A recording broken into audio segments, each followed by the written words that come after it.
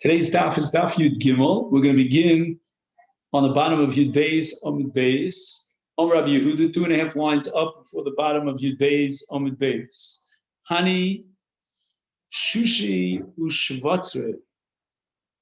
From the Hebrew, he writes that these are Yerakos, certain species of vegetables, she'eno machal adam, that are not fit for human consumption. And in the note, he quotes the opinion of the Meiri that these are asavim, they are kinds of grasses that are not edible. And since they're not edible, they don't have the status of an ochel. An ochel is makabel tumah. These are not makabel tumah, therefore they are ksherim for schach.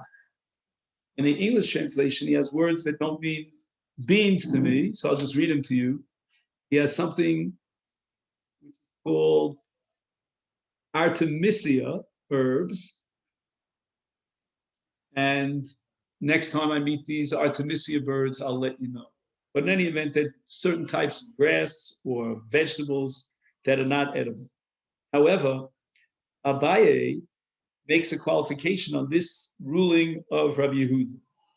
He says, B'shushe mesachachu. I have no hesitation about using shushe, because shushe are absolutely clear that they are not edible and they don't have a bad odor. There's no smell to them. So go ahead and zeigebenched and use shushe. But shvatzre, lo mesakin. Lechatchila, we would not want to use shvatzre. And Abai explains my timer. Why is he inhibited about the use of shvatzre as schach? And here we turn to daf Yud Gimel Amud Aleph. Kevan de sorry means they have a smell. Rechayu, their reach. The reach is a reach ra, and therefore a person is sitting in a sukkah with schach that has bad odor to it. Shoveklu v'nofik. He's going to drop it. He's going to leave the sukkah. And a sukkah has to be a diras keva for those 7 days. And now it's like a dira srucha. Like the Gemara later on is going to talk about cases where he has, different kinds of bugs in the sukkah or rains in the sukkah. Omar Rav Chanan bar Rava. Hani hizmi v'higi. Again, we're going to have a case of what's called a dira srucha, where it's very uncomfortable to live in the sukkah because of the nature of the schach. And hizmi and higi are mine kotzim, they're different types of thorns. Let's just see if he adds any fancy names to it. Not that I understand these names, but he says brambles and thorn bushes. Okay, we weren't far. I don't know what brambles are, but some sort of, we used to read the books to kids, and they had brambles in it. In any event, you're allowed to use the mischach, again, because it grows from the ground. It's not makabel tum. It doesn't have the status of an ochel. Abai Omer behizmi misach. And I don't mind if you use hizmi, but higi lo misach. L'chatchili should avoid it. My time of haven did nasri tarpayu, not because of a bad odor in this case, but because apparently over the course of time, the leaves of this hizmi start flowing down, flying down on your table. It's very repulsive. And Shavik Luminofik, once again, he's going to up and leave his sukkah. It's a dira srucha. Okay. Now we're going to get back to our discussion that we began yesterday about using bundles. So you have something that would in and of itself be kosher schach, but it's tied around. And the Rabbanim made gzera, and they disqualified that schach, because we're afraid that you'll put it up l'shem yibush, if you remember, not for the sake of tzel. Omarav Gidol, Omarav, hi afkusa. Afkusa is something that shoots out, like nafka. Nafka means it comes out. So these are offshoots. The dikla. Dikla is a palm tree or a date palm tree. Now, if you look at the bottom of a date palm tree, what will you see? You will see many, many branches that shoot off from one round kind of stump, if you could call it that. And the various shoots or branches that shoot out from this base of the date tree are similar to what we call chavile eitzim, meaning it seems like they're bundles of wood, which we said is a problem. But yet, says Rav, meaning even if you would take this, the as we call it, the base of the date tree, and the shoots, and you remove it, and the shoots are coming in all directions, and you would tie them together at the very end, nevertheless, that's not considered possible. It's not disqualified under the Mishnah category called Chavile Eitzim. Why is that? Because Eged bidei shamayim lo shmei Eged. Because what connects these various shoots into one bundle is not a human tie, but rather that's how it grows in nature. The afagav dahadar agedlu, and even though now he's tied together the ends, so that's human, and that shouldn't give it the status of chavile eitzim. No, iged bechad lo shmei eged. Let's say you have one shoot, one long branch, and you tie something around the branch. That doesn't possible. That's not a chavila. And since all of these shoots are connected at the base, they are considered like one long branch. And therefore, when you tie them at the end, it's not considered chavila, because when you tie a knot around one single branch, that's not a chavila. That's not a bundle. Amar Rav Chisda, Amar Avina bar Shilo, Hani dokre de kani. So kani, we know what kani is. We've had this in the past. Kani, we said, were cane reeds, and dokre are the stalks. And there are many, many reeds that are separated and shoot out in different directions, but they all come from one geza, from one base. Even though he ties it together at the other end. Why? Again, for the same combination of two principles. Number one, eged bidei shamayim lo shmei eged. We don't consider it a bundle when it's natural in that form of what's called a geza. And afagav dahadar agedlu, even though now he ties them on the other end, they're still ksherim for schach, because iged dechad lo shmei eged.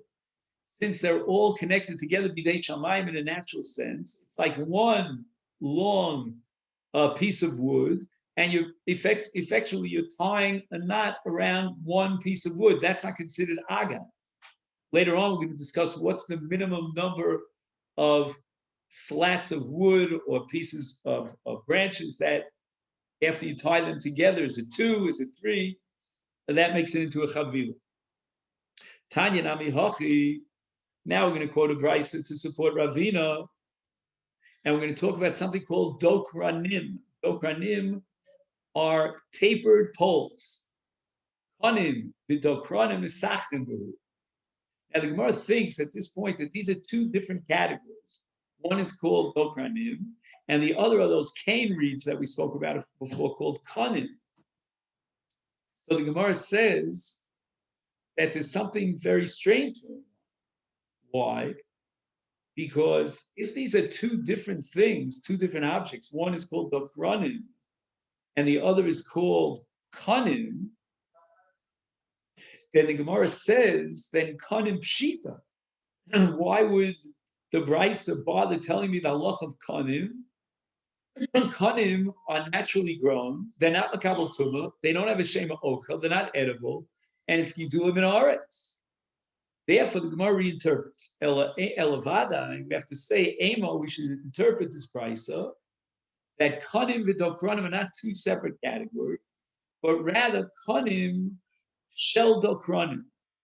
That these reeds are that come out of these dokranim. Remember, we said the dokranim were those like poles that shoot off.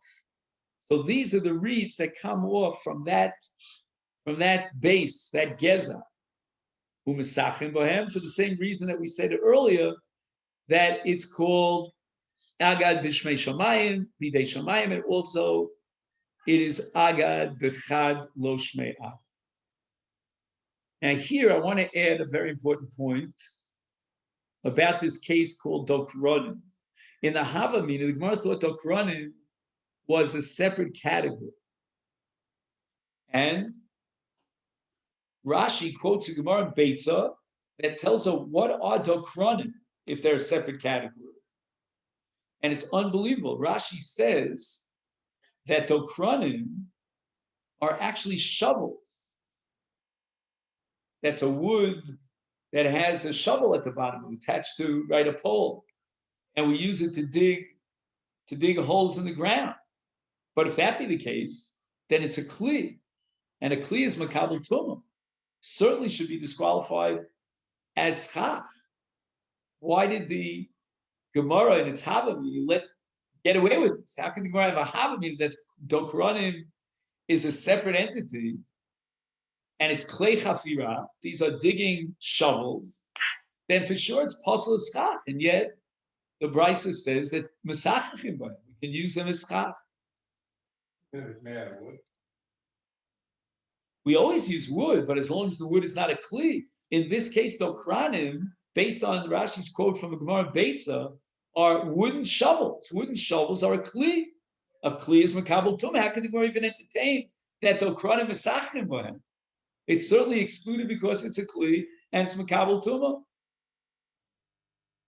So just to quote to you one of the various answers to this question that the Masechet quotes in a footnote, he says the following, that there are two types of shovels. There are shovels that, I don't know what you call the bottom part of the shovel, but the bottom part of the shovel is curved. And then there are shovels where the bottom part of the shovel is absolutely flat. If it's absolutely flat, then it doesn't have a base kibble. It doesn't have a receptacle. And the law of kli eitz of wooden kalim is that if they don't have a receptacle, they're not makabel tumah. So we're not talking about a shovel that has curved sides to it, which means it's a receptacle, but rather it's kind of like a hoe, like a dig into the ground. And therefore it's pshutei kli eitz. Amar Rav Chizda Amar Ravina bar Shilo. Now here we're going to learn a sugya, a mini sugya, like a digression about Mora. Hani Marisa, Marisa is Mora, the Agma, which comes from an Agam. An Agam is a marshland, where there's a lot of wetness. Adam Yotzi Decho Vasa B'Pesach. Now the Chiddush is that you can use this as Mora, even though the name of this Mora is Marisa the Agma. Now, once you add an adjective to a name, that's called a Shem Levad. Shem Levad. Lamed Vav Vav Yud. A Shem Levad changes the whole nature of the species, so to speak. Now, the very fact that we call it by a different name, by adding another adjective, takes it out of the category, in this case, of Mora. It's Mora Diagma. And yet, Rav Chizda says he could be Yotze. And the Gemara is immediately going to attack Rav Chizda and prove from a Mishnah in Masechet Negoyim that whenever you add a description to the name, then it removes it from the status of that original name, and it cannot be used. The Mishnah Negoyim is addressing the sugya of what's called para aduma, which of course is in Parshas Chukas, Bamidbar Yutes, and the Torah there says, "V'lakach ezov v'taval b'mayim." And say ezov into English. Hyssop, okay? And the Torah uses the term ezov. Now notice that ezov, which is critical in the preparation of mei chatos for paraduma, has no adjective to it. And therefore the Mishnah establishes that only pure ezov qualifies. V'lo, number one, ezov yavan, the ezov that grows in Greece. Below ezov kocholi. Kocholi is a kind of a dye. It looks like a bluish dye. Below ezov midbari, and not the hyssop that comes from the wilderness. Below ezov romi, and not from Rome. Below ezov sheish lo shem levai, or any other ezov that has an additional name a description attached to its name. And if we apply the rule of the Mishnah in Goyim to the case of Maror, the Torah says, Al matzos u'marorim yochlu. You have to eat Maror. Now you're calling it Maror di'agma. Well, if it's Marisa di'agma, then it has a Shem Levi, it cannot qualify as Maror. And here we have Machlokas Abai V'Rav. Omar Abai's answer is that we should make a fundamental distinction between Ezov on the one hand and Maror on the other hand. It depends on what the status was at the time the Torah was given. If there was let's say an entity which we'll call Mora Diagam, and it already had that name with the Shem Levi attached to it at the time of Matan Torah, then Basa Torah be the Olav. When the Torah said, I want Ezov or I want Mora, the Torah is excluding it. The Torah is deliberately disqualifying an Ezov that's not an Ezov because it has another name. And therefore, be Yodua Sheyesh Lo Shem Levi, if everyone knows it has another name, then when the Torah uses the word Ezov, it's come to exclude any other kind of Ezov, Ezov Yavan and Ezov Romi and so forth and so on. But Hani, in the case of Mara, the additional description, that adjective that you add to its name, namely that it came from the march, Lo Nishtan Shmaya called it Matan Torah Klal. There was no such entity before Matan Torah that had that specific name. Therefore, when the Torah requires Marar, at the time the Torah was given, it is an all-encompassing umbrella definition of Marar. Any kind of Marar is Marar. If Marar Dagmasa was in existence at the time of the Torah, yet the Torah says eat Marar, then the Torah is coming to exclude Marar Diagma. But if only in later generations they added a Shem Levi, then that would not possible. So therefore, according to Abaye, all those Ezos that are enumerated in the Mishnah in the Goyim were all named as such before Matan Torah. Therefore, the Matan Torah of Ezov is coming to disqualify them. Rava says no. If it has a Shem Levi, I couldn't care less when that Shem Levi came into usage. But Hani or Arisa, Stoma Shmayayu, the name of Morar is without the additional word Agma. Agma is not a Shem Levi. It's not an addition to the name that defines it as a specific species. That would be possible. Just hide the Korile Marisa the Agma. People call it Marisa the Agma. They want to point and tell you where to find the Morar. You know, you're looking for Morar, so I'll point you in the right direction. Mishum de Mishkach Mishtakach Biagma. You want to know where to find this Morar. You're looking for Morar. Go find it in the Agma. But it's not that the additional description of Agma is coming to reclassify it and define it under a separate category. And that's why you could use it for Pesach. Rav Chizda. Okay, now the Gemara is very not very compassionate here. You know, I signed up for Sukkah, Masechet Sukkah. I didn't sign up for Masechet Paraduma. But you know, the nature of Talmud Bavli, it's called Bolum and Akol. It's, you know, once you mention something, be careful. Because the Gemara now is going off on a whole discussion about Ezon in the preparation of Paradum. However, I want to be fair, so it sounds like I'm being critical of the Gemara, but these definitions they're about to learn with regard to Ezov apply even to Sukkah, but in the opposite direction. So you have to like tune into this. Whatever is going to be disqualified for Ezov is going to qualify as Sukkah, and vice versa. So again, everything that I said sounds very abstract, but as soon as we put some flesh on it. Omer Rav Chizda, Iged Bechad Lo Shmei Eged. Okay, now what Rav Chizda is doing here is he's introducing a machlokas tanoim between Rav Yossi and Rabbanan that's codified in a Mishnah in Masechet Parah with regard to the Ezov. But what he's doing is, as an introduction, he's clearing out the two polar extremes which are universally accepted. One lipsul and the other lehechshen. So, for example, iged bechad, if he took an azov and he did an aguda with one. Now, this is not a political statement, but why is aguda so important? So the answer is that although in the parsha of Paraduma, the Torah doesn't specify the word aguda, it just says v'lakach azov.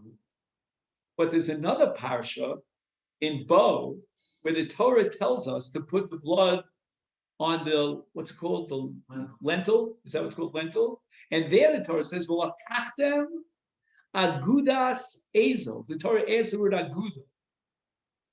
And the Gemara is going to make an equation between the aguda of Mitzrayim and the aguda of the azov for creating the concoction we call mechatus for paraduma.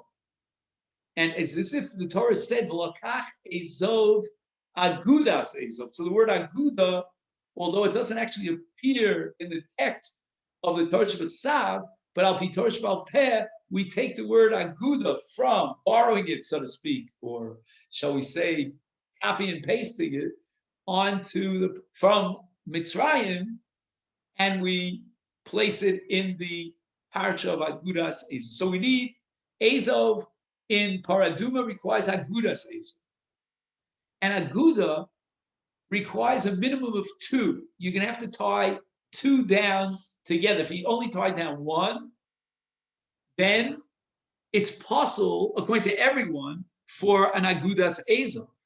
But in schach, that's good news. Why? Because in schach, we don't want an aguda. Our Mishnah disqualifies an aguda for schach. So if we're saying that one is not an aguda, that's bad news for azov, for paraduma, but it's good news for schach. Now we get to the other case, on the other polar extreme, which is called shalom.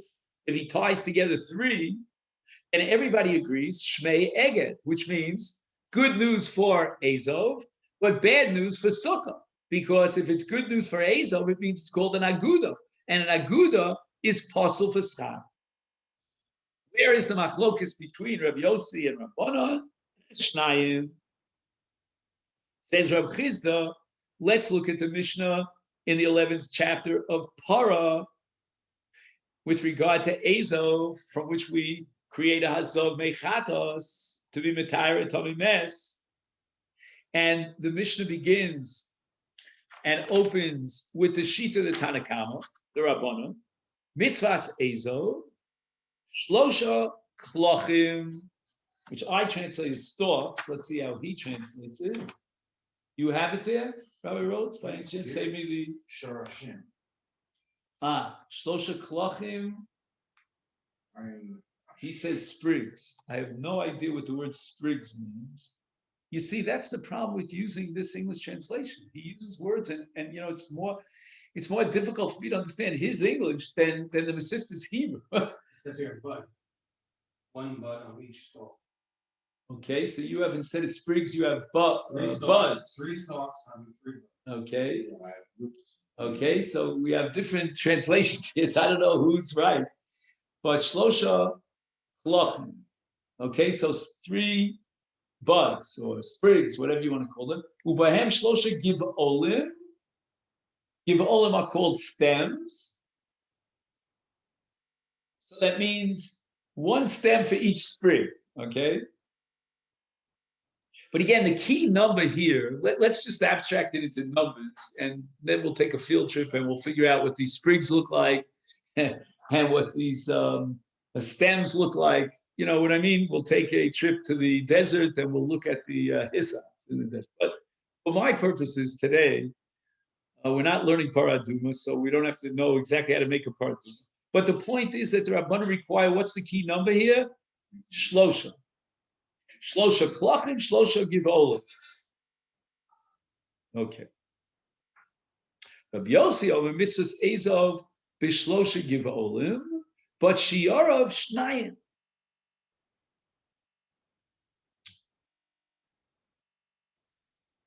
Okay. Now the question is, what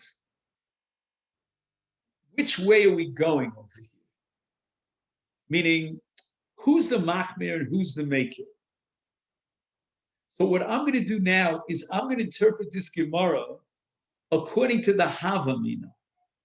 Later on, the Gemara is going to prove that it's just the opposite. But according to the Havamina, the Gemara understands that when Rabbi Yossi says mitzvahs ezov b'shlosha, what he meant to say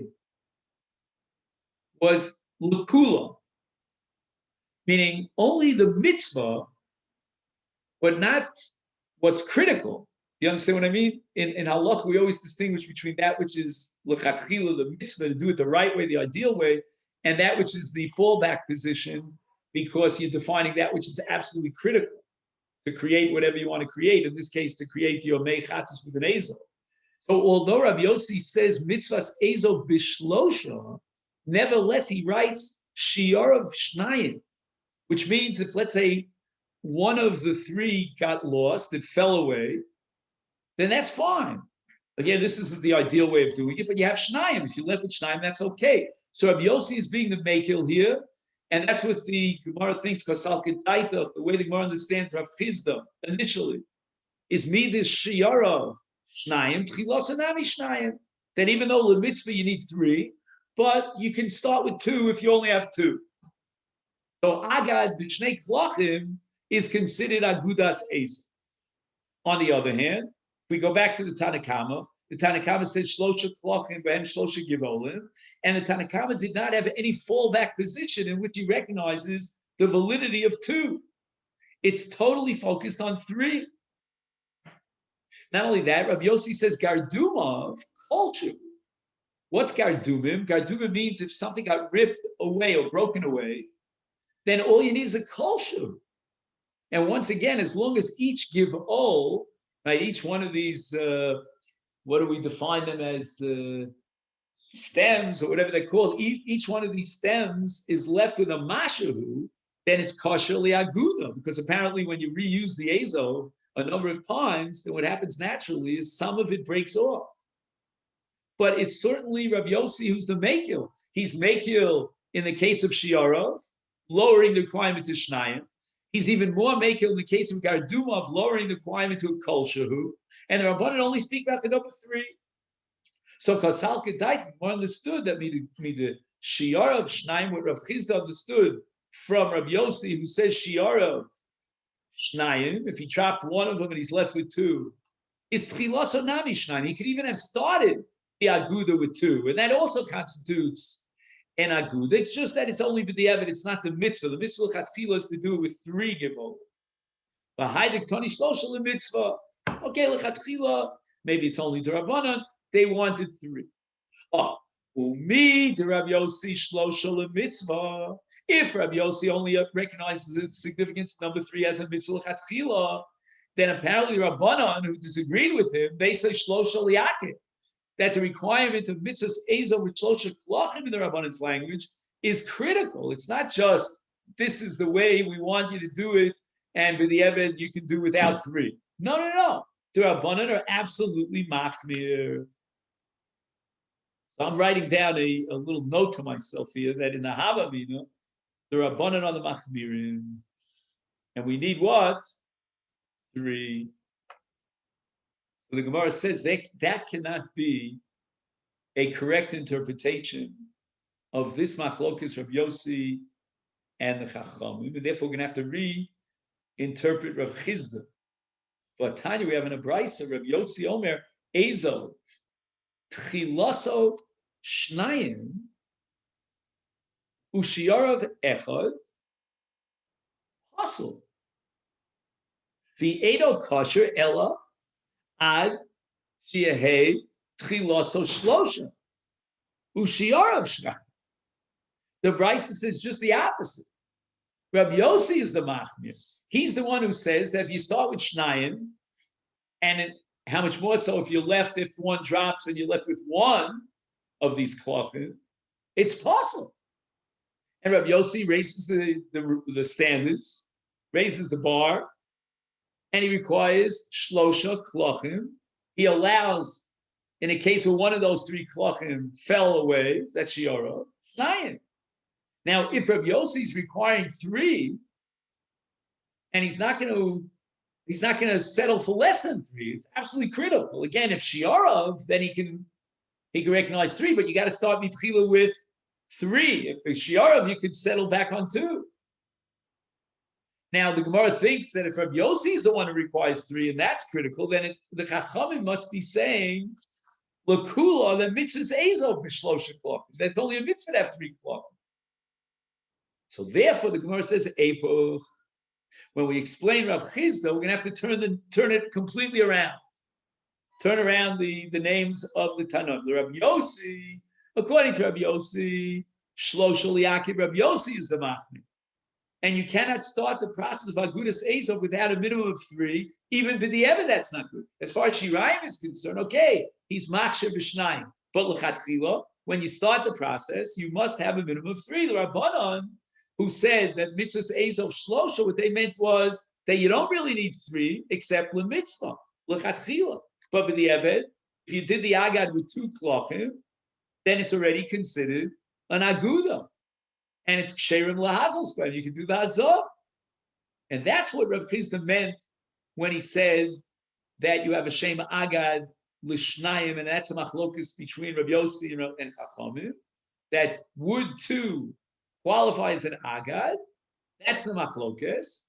And Rav Yossi would say absolutely not. We must have 3, and that's critical. Chacham would say we could do even with 2.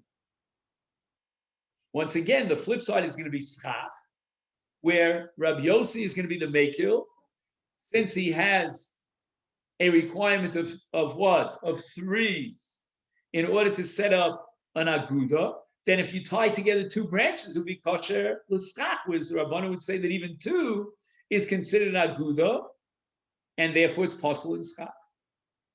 And the Gemara says, Vatanya, this is a little tricky, because sometimes the word Vatanya raises an objection, a stira. Here the word Vatanya means a proof to support our reinterpretation of Rav Chizda. It says Ezo Tchilasa. When you start the process of Agudas Ezov Shnayim, and we're going to prove that that can't be Rav Yossi, because Rav Yossi says explicitly that the Ezov B'Tchilaso in a case of Shnayim is possible. Right, let's go back to Rav Yossi. Rav Yossi says only Shiara Vishnayim. But Mitchilaso, it's got to be Shlosha. So this brisa could not be Rav Yossi. It must be reflecting the sheet of the Chachamim. And the Chachamim say Tchilaso Shlosha, which means the Chachamim to make Gilim.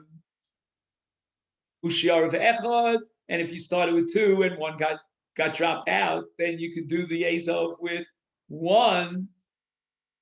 Ye'eno Posel. And when do the Rabbanan and the Chachamim passel it? That's only if you had the number 1. Shiarav Echad Pasul, Amrit Shiarav Echad Kosher.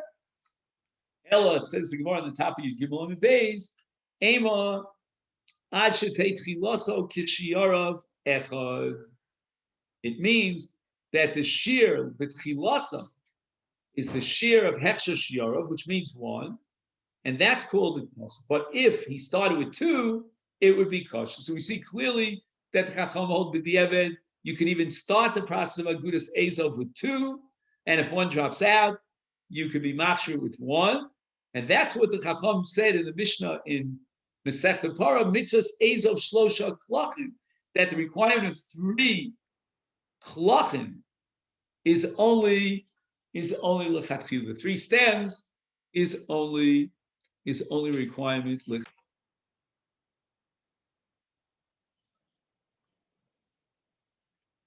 So now we're on the top of Daf Yud Gimel and Beis, and we are on the second line, Dorash Merema. And now we're getting back to this Gzeira D'Rabbanan that disqualifies schach in a chavilas of schach that are tied together. Hani Isuraisa de Sura. Again, we're talking about those canes, those sugar reeds, like the canes. And they are tied together in the city of Sura. For what purpose? for the purpose of sale. Like, for example, when you sell something in bundles, then you have a specific number of items that you bundle together. So you're not interested in tying them in bundles for the purpose of drying them on the top of your roof, but rather you're interested just simply because in merchandise and sales, that's the way you do it. You tie together X number of items and then you sell it. You sell a dozen, you sell 2 dozen. It's mesachim. It's kosher for schach, even though it's still tied in a bundle. The afal gavda gadon, even though he tied them in a bundle, but he only did so for minyan. Minyan meaning for the sake of knowing how many he has in that bundle.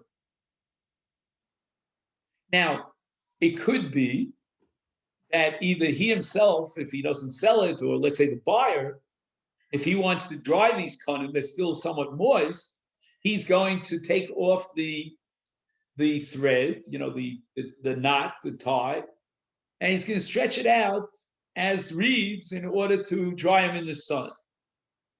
Fine.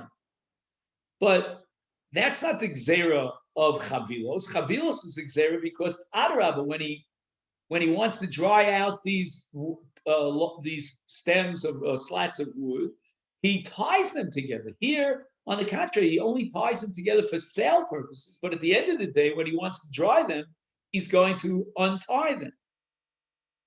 But in any event, the bottom line of this sugya is that chavila means that he ties them specifically for the purpose of drying them and not for any other purpose. Here, he's tying them just simply for engineering purpose, to make life easy for himself in selling his merchandise. And on the contrary, when he dries these konim, they're going to untie the bundle. Amar Rabbi Abba, Hani Tzrifi di Urvnana, Kevan Shahutra Rashe Madanim Shalom, Ksherim. Now, the first thing I want to tell you before we get to Urvane is the translation of the word Madanim. So that's critical. The word Madanim, Rashi points out, means Kesher. And this is based on a pasuk in the 38th chapter of Job, of Eov. His kasher madanos kima. Atakasher madanos kima. God is sort of taunting Eov and saying, "Oh yeah, do you have a perspective of all of creation? Who are you, Eov, that you raise your voice?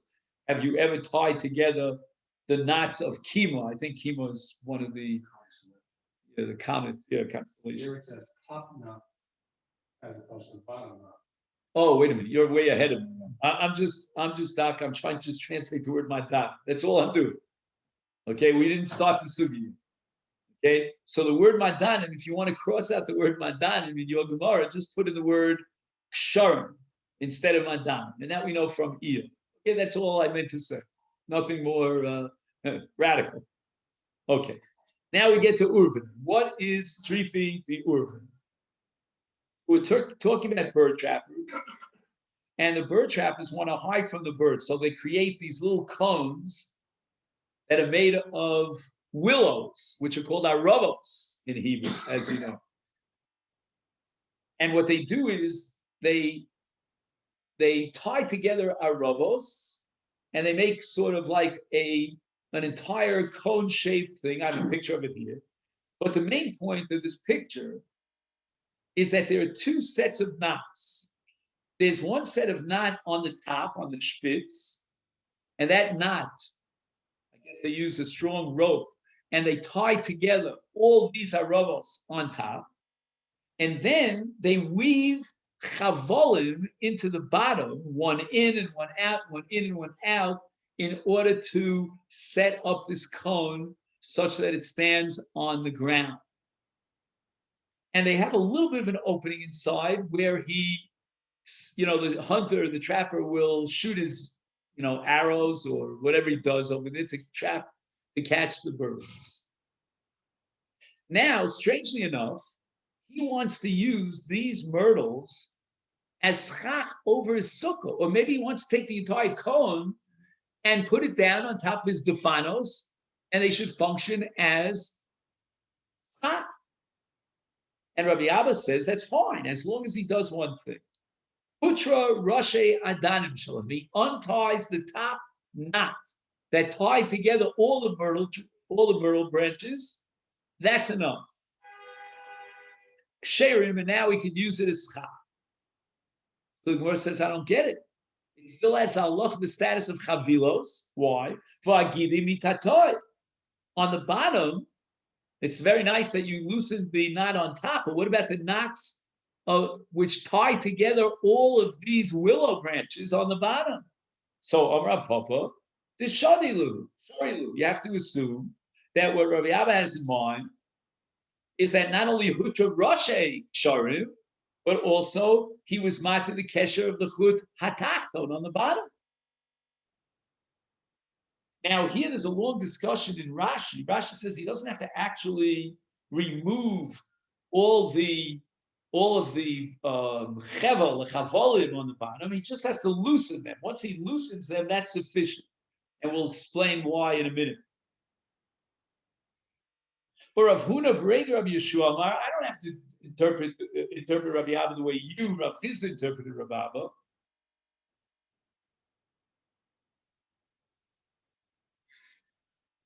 I'm sorry, you, Rav Papa, interpreted Rabbi Abba. Afilu Tev Nelot Shari. He doesn't have to loosen the knots of the chavolim on the bottom.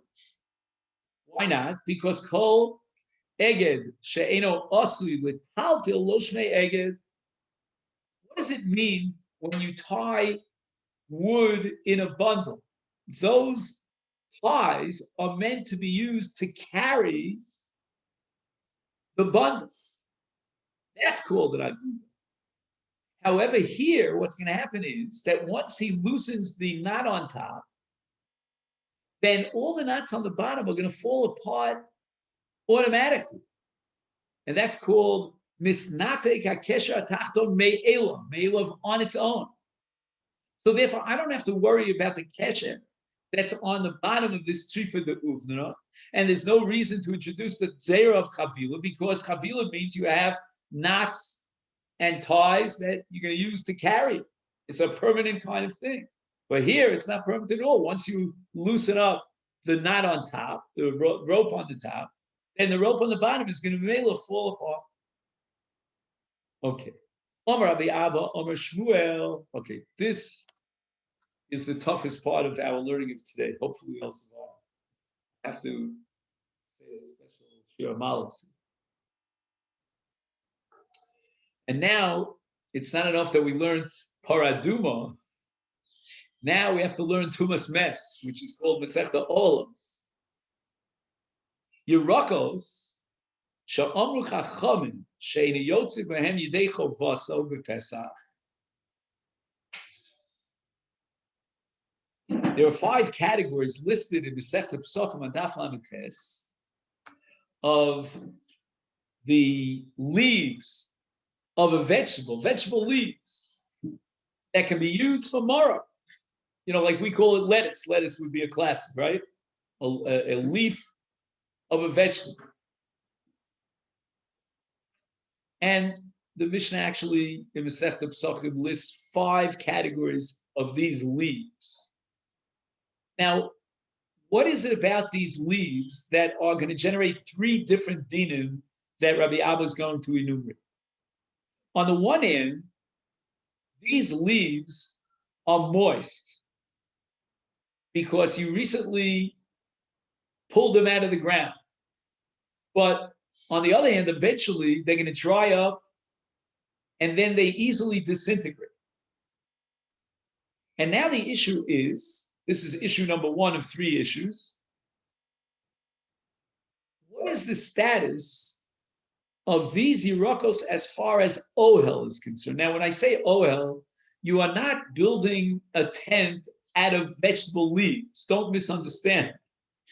But what ohel means is that any object that covers, that's over a mess and anything else, like Adam v'kelim. So you have a corpse, and the corpse is in an ohel, and now you have some object that on the one hand is mahil alames, and at the same time, it's mahil on kalim or adam. Now that object that's mahil has almost the status of an OL because it's what's called meviyam esatuma. It takes the tumah from the corpse that's underneath this object and it stretches it to anything else that's underneath this object. That's the power of an OL. And what Rabbi Abba is trying to teach us here in the name of Shmuel is that since these olim are right now moist so that they can be used and qualified as marar, they have the significance of an OL. And that's called Meviyim Esatuma. That's number one on this list. So while these leaves are moist, if they cover both the mess and kalim or adam, then they transfer the tumah of the mess, because one of the three ways you can transfer tumah's mess is through mahil al mess, to all those other things, like adam and kalim that are underneath these leaves. However, now we get to the second din, which is almost antithetical to the first, and that's ein chotzitzim b'fnei atumah. There's another din of OL that if you have a mess inside an OL,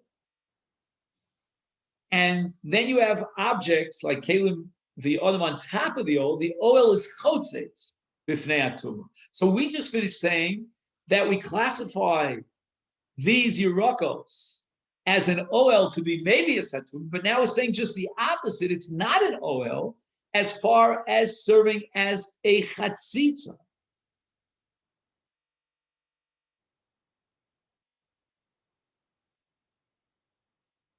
He writes here in the Hebrew, in Hilu al Hames, v'haya chefetz munach al gabeim, gozru abonet shelo yechatzitzu b'fnei atuma kishar oil. And a classic oil would be chotzit b'fnei atuma, ela overes ela chefetz u'metamasa. Interesting. So the separation of these leaves between the mess and what's above them is not going to stop the tumah from rising, and it's not a chatzitza to prevent those objects from being makabel tumah. Okay, now we get to the most important halach for our purposes. Uposlim b'sukkah mitzum avi. What does this mean? This means that these leaves, these vegetable leaves, cannot serve as schach. Now, there's a halacha called avir, which means that if there's an airspace in the sukkah where there's no schach, and it's 3 by 3 tfachim, then that passes. Okay, I'm not sure. We have to know a little bit more about this, whether it passes the entire sukkah or it just means that you can't sit underneath that area that has a vacancy of 3 by 3 tfachim. Now, it doesn't have a vacancy, but rather he fills in that area of 3 by 3 tfachim with these leaves. And the din is, says Rabbi Abba, that these leaves have the status of avir, which means keman de lesekon. It's not schach. Why isn't it schach? Because it's going to disintegrate within a matter of time.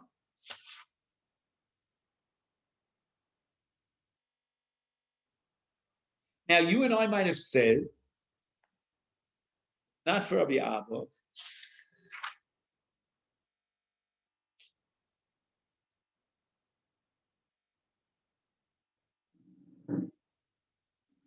that according to the strict letter of the law, so here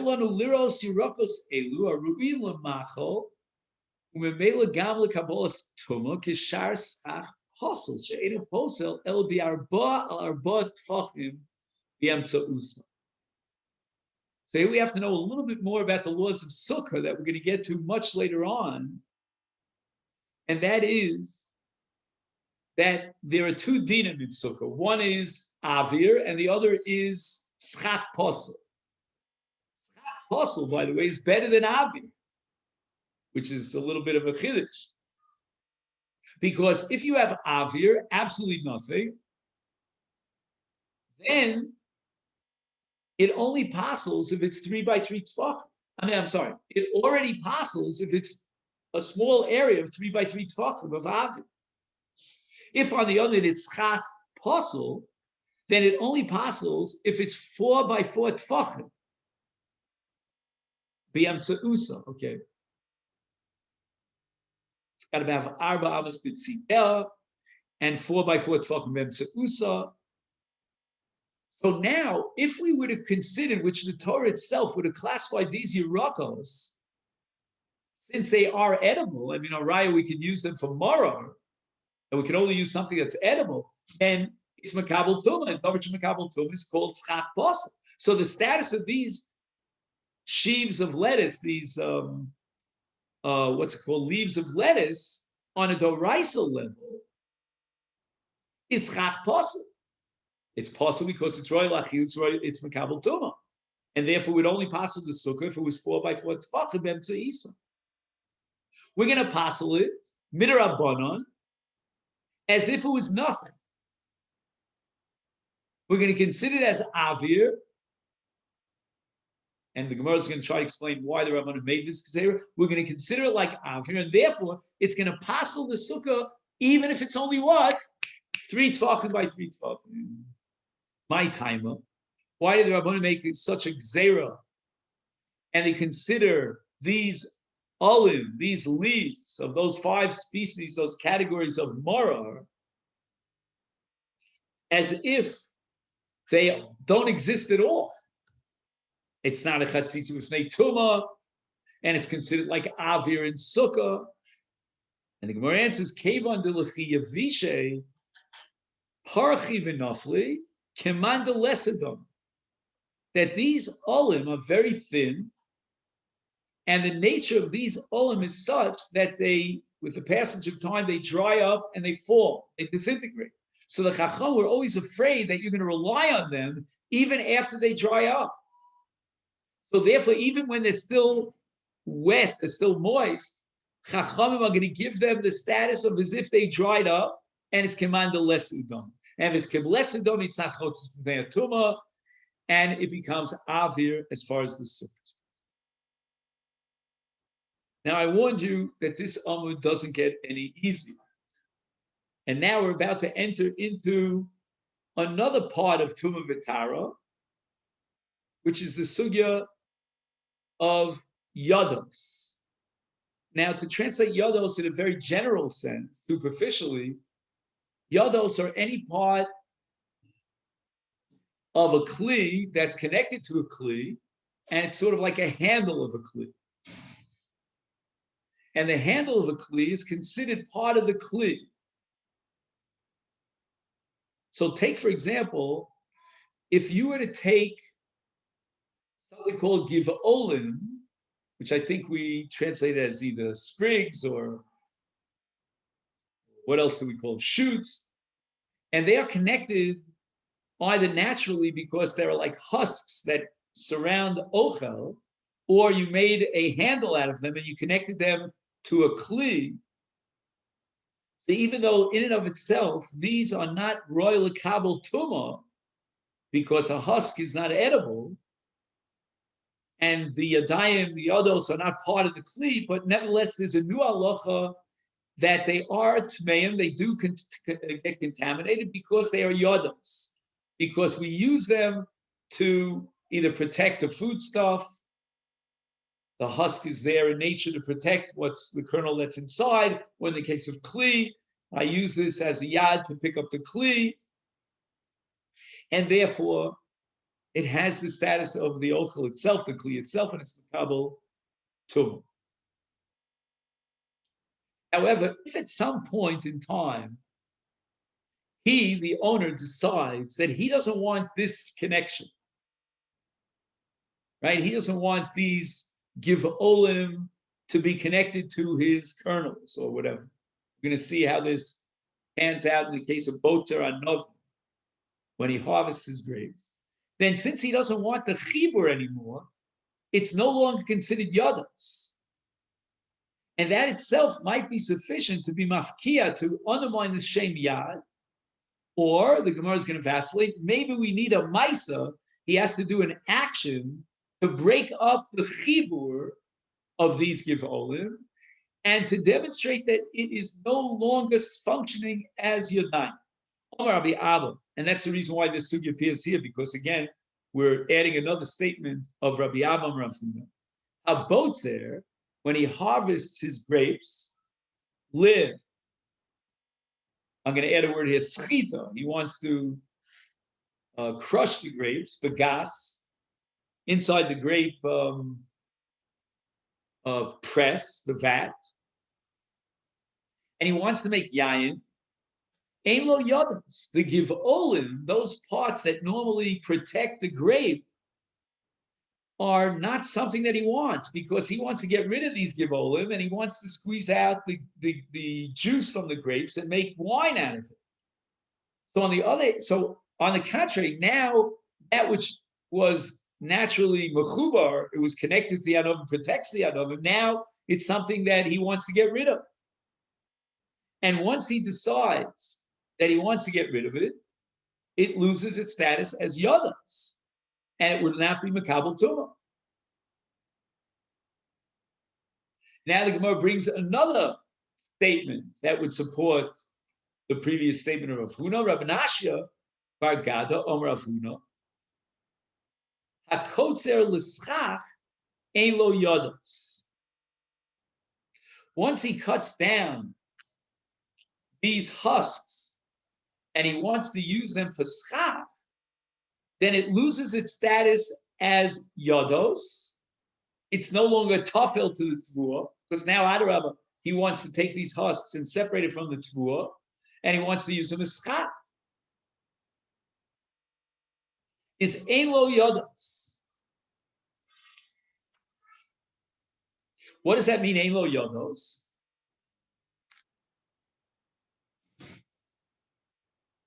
It doesn't have a din of yados. It's no longer tafel to the tvua, and therefore will not be part of the tumah.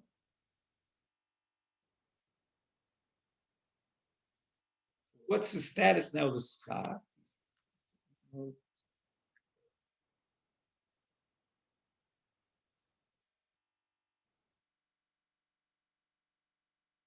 So I'm going to suggest here, and we'll have to see Rashi,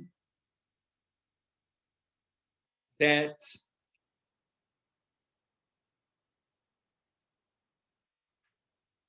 there's a din of Rashi introduced a din of bittul barov.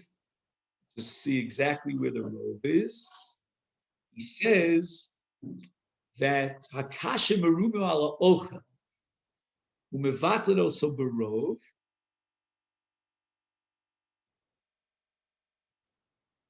So again, the ochel itself is makabel tum. It's not roy l'schach.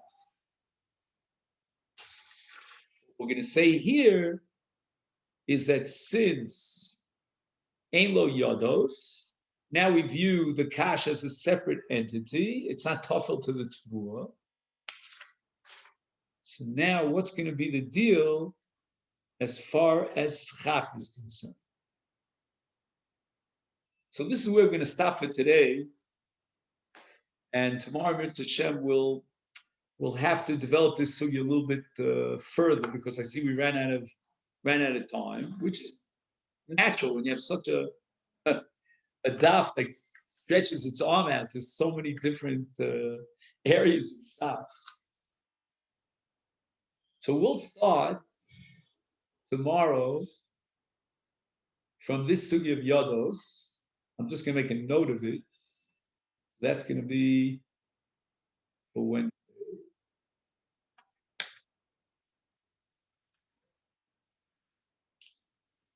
And wish you a great day.